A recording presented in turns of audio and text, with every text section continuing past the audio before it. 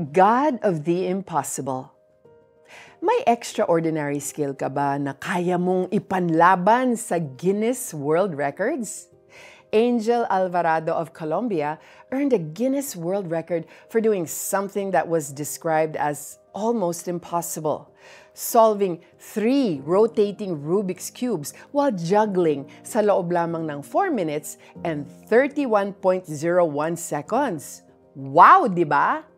We are impressed by geniuses, experts, and record holders. Pero gaano man sila kagaling, merong mas magaling.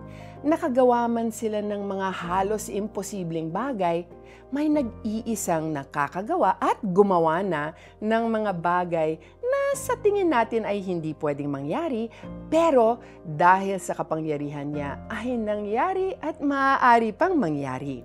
But God holds the record for doing the impossible. Gawing isang ina ang baog at matanda ng si Elizabeth, nagawa niya. Ang ipadala ang kanyang anak bilang isang sanggol sa pamamagitan ng isang birhen, nagawa niya.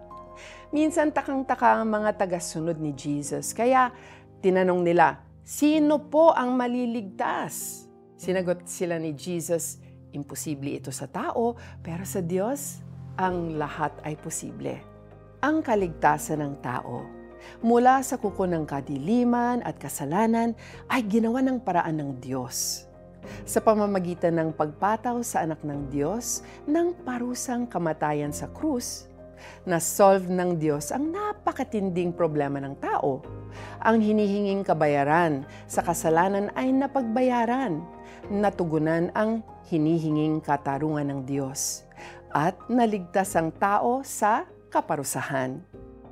God is the record holder in that one act of sacrifice on the cross. When Jesus cried, "It is finished," we have been forgiven of all our sins and brought near to God. Ginawa na ng Diyos ang imposible. Ang hinihingi niya ngayon sa atin ay gawin ang posible, ang maniwala sa Kanya at sa Kanyang ginawa. Ayan, magdasal po tayo. Jesus, I believe you died on the cross to save me from sin. I praise you for your mercy, power, wisdom, justice, and love. Walang imposible sa iyo. Sa pangalan ni Jesus, Amen. Now, here are some easy things you can do in response to this lesson. In the Tanglao app, mag-swipe left para isama sa inyong prayer list ang mga taong nais mong makakilala sa Panginoong Jesus. Ipag-pray mo rin na tulungan ng Diyos ang mga kakilala mong nasa mahigpit na sitwasyon. Tinignan sila ni Jesus at sinabi, hindi ito magagawa ng tao, ngunit magagawa ng Diyos ang lahat ng bagay. Matthew 19 verse 26. This is Joyce Burton Titular for Tanglao. Shalom, shalom.